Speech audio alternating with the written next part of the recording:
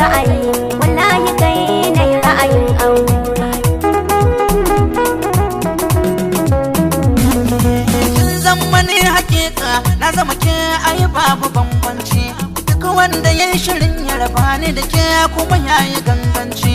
I love you na faɗa miki kalmar so ta turanci, so ki ji tsokaci ki sanyi da kyau na furci, ni haƙuri har mu kai gaci dan wata ranke za ki zama